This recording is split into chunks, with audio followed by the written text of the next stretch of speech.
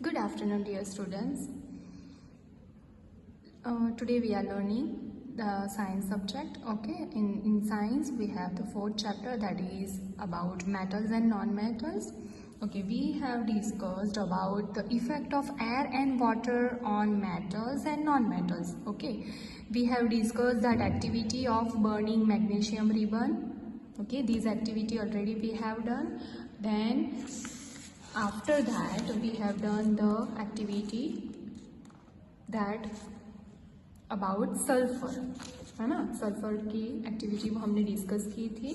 चलो, तो most probably the oxides of metal that are basic in behaviour and the oxides of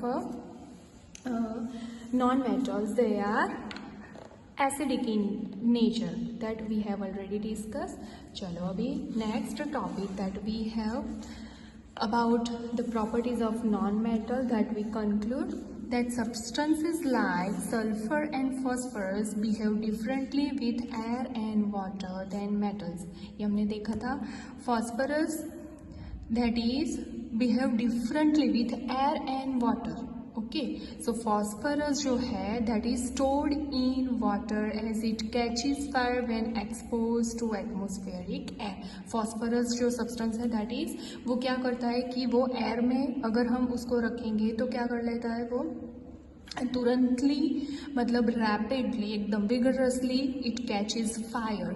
so we have to store it in water and we have discussed about that sodium metal. Sodium metal वो भी कैसी है, that rapidly क्या करती है, वो water के साथ एक्सपोज करती है। तो उसको भी हमें कैसे प्रिवेंट करना है, उसको कैसे स्टोर करना है, कैरोसिन में, है ना। Okay, these substances are usually soft and dull in appearance। मतलब ये जो सब्सटेंसेस, अभी किसकी बात हो रही है, नॉन मेटल्स की। They are neither malleable nor ductile, वो मेलिएबल भी नहीं है एंड डक्टाइल भी नहीं है। मतलब उसको हम बीट करके शीट में भी कन्वर्ट नहीं कर सकते, और डक्टाइल मतलब उसमें से हम बीटन कर करके उसको वायर के फॉर्म में भी नहीं कर सकते। And they are not sonorous, मतलब इफ वी बीट दैम और we drop it on surface तो वो आवाज़ नहीं करेगी, मतलब वो सोनोरस भी नहीं है। They also poor conductors of heat and electricity, मतलब वो हीट एंड इलेक्ट्रिसिटी का पुअर कंडक्टर्स है, मतलब वो इलेक्ट्रिसिटी उसमें से पास नहीं हो सकती, है ना। जैसे कि metals, most probably metals are good conductor of heat and electricity. Okay, but non metals they are poor conductors of heat and electricity. These are called non metals, मतलब कि ये सारी जो प्रॉपर्टीज है जो जो कंडक्ट करता है वो कौन से हैं, नॉन मेटल्स, जैसे कि sulphur. Their oxides are acidic in nature, वो हमने देखा कि उसके ऑक्साइड जो है वो एसिडिक इन नेचर है, और मेटल्स के जो ऑक्साइड है they are basic in nature. Okay, some other non-metals are oxygen, hydrogen, nitrogen, carbon, etc. वो सारे जो metals हैं, these must not be confused with materials such as plastic, glass, wood, rubber and paper। मतलब ये सारे जो है oxygen, hydrogen, nitrogen, carbon और मेटल्स, बट these मतलब कि ये जो plastic, glass, wood, rubber, paper वो नॉन मेटल में नहीं आ सकते। Okay, metal and non metal they are the types of elements. Elements जो है उसको हमने डिस्ट्रीब्यूट किया है as a metal and non metal. Okay, on the basis of its properties that we already discuss. कौन सी प्रॉपर्टीज है वो हमने देखी है, उसके बेसिस पर हमने उसको मेटल और नॉन मेटल में डिवाइड किया है। लेकिन ये जो सारे हैं plastic, glass, wood, rubber, paper, वो मटीरियल है, उसको हम मेटल और नॉन मेटल में डिस्ट्रीब्यूट नहीं कर सकते। These materials are not classified as metals or non-metals because they are not elements। क्या याद रखना है, वो एलिमेंट ही नहीं है। और एलिमेंट्स के बारे में हमने ऑलरेडी डिस्कस किया है। We have 118 elements in our periodic table. Okay, so we have this 118 elements. तो उसको हमने क्या किया है, डिवाइड किया है metals and non metals on the basis of its properties, मतलब कि वो मैलिएबल है, वो सोनोरस है, वो डक्टाइल है, वो गुड कंडक्टर ऑफ हीट या इलेक्ट्रिसिटी है, या poor conductor of heat and electricity, they are वो ब्रीटल है, दे इफ दे आर ब्रीटल मतलब उसको हम पीसेस में कट कर सकते हैं। ओके, तो on the basis of these properties we have divides metal and non metal. चलो नेक्स्ट टॉपिक अभी we have that are non metals essential in everyday life. अभी आप सोच रहे होंगे कि ये सारे जो मेटल्स है नॉन मेटल्स है, मेटल्स के बारे में तो हमें पता है कि वो कहाँ कहाँ पे कैसे यूज होता है, लेकिन अभी what about the non metals कि उसको हम कहाँ पे यूज कर रहे हैं। Okay, so last topic that we have non metals कि उसका यूजेस कहाँ पे होता है।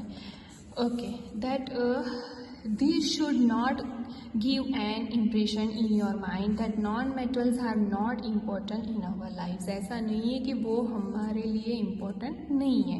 First example that we have, we every day we breathe in and breathe out।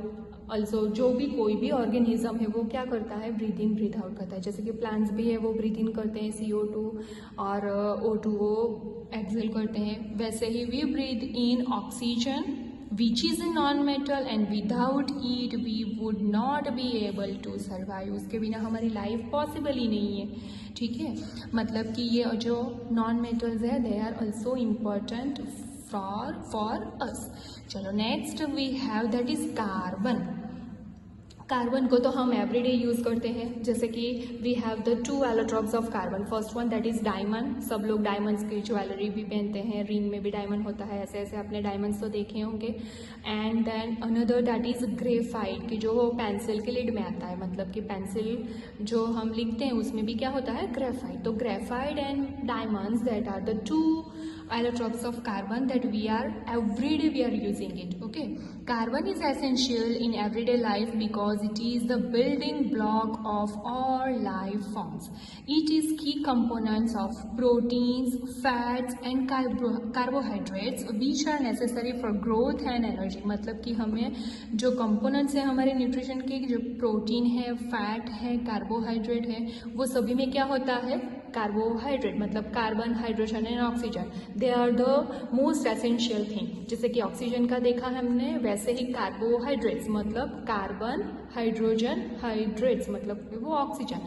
तो ये तीनों जो सब्सटेंसेस है, the 3 elements carbon, hydrogen and oxygen that we every day we are using these। Next that we have nitrogen which is used in the manufacturing of fertilizers and other chemicals। Nitrogen का use कहाँ पे होता है, जैसे कि वो fertilisers बनाते हैं कंपनी में, तो दे आर कार्बन, उसमें क्या होता है, nitrogen, phosphorus and potassium. Okay, आपने सुना ही होगा जैसे कि यूरिया होता है, वो ऐसे ऐसे फर्टिलाइजर्स होते हैं, तो वो उसमें नाइट्रोजन का मोस्ट प्रोबेबली यूज़ होता है वहाँ पे। और अदर केमिकल्स परफॉर्म करने के लिए भी वो नाइट्रोजन यूज़ करते हैं। It is an essential nutrition for the growth of plant. वो प्लांट के ग्रोथ को न्यूट्रिशन देने के लिए वो नेसेसरी है। Then we have chlorine. Chlorine is a non metal commonly used in water purification. चलो ये आपने सुना ही होगा कि हमारे सिटीज़, बिग सिटीज़ में जो पानी सप्लाई होता है, पानी आता है, tap water is a tap water, तो उसमें क्या होता है, वो कैसे प्योरिफिकेशन करते हैं, क्लोरीन से। मतलब क्लोरीन क्या है, वो नॉन मेटल है and commonly used in water purification. वो वाटर को प्योरिफिकेशन करने के लिए क्लोरीन का यूज़ होता है। A solution of iodine, a non-metal, is applied on wounds as an antiseptic। मतलब जो आयोडीन है, आपने ये सुना होगा, पहले के ज़माने में तो ऐसे ही बोलते थे कि आयोडीन टिंचर लगा दो, अगर कुछ भी लगा है तो आयोडीन टिंचर लगा दो। अभी हमारे पास क्या है, हम तो क्या करते हैं, डेटॉल से उसको क्लीन करते हैं, फिर एंटीसेप्टिक लगाते हैं, ऐसा कुछ करते हैं। लेकिन पहले क्या करते थे, ये आयोडीन, ब्लू कलर का आयोडीन सॉल्यूशन होता था, उसको आयोडीन टिंचर बोलते हैं, वही यूज़ करते थे। मतलब अगर स्कूल में भी किसी स्टूडेंट को कुछ भी लग जाए तो पहले क्या करते थे, आयोडीन टिंचर यूज़ करते थे। अभी सब क्या यूज़ करते हैं, आइदर सैवलॉन और डेटॉल यूज़ करते। तो वैसा ही ये ब्लू कलर का आयोडीन टिंचर होता था। वो भी क्या है, आयोडीन, आयोडाइन भी बोलते हैं उसको। आयोडीन क्या है, वो नॉन मेटल है। और ऐसे जो वाउंड्स मतलब कोई भी इंजरी हो तो उसके ऊपर एंटीसेप्टिक, एज अ एंटीसेप्टिक वो उसको यूज़ करते थे। ओके, तो ऐसे भी बहुत सारे मेटल्स एंड नॉन मेटल्स है कि जिसका हम एवरीडे यूज़ करते हैं। Okay, so they are necessary, मतलब कि एसेंशियल है।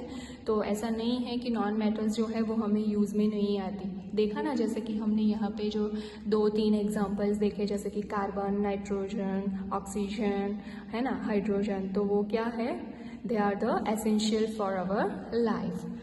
Okay, thank you.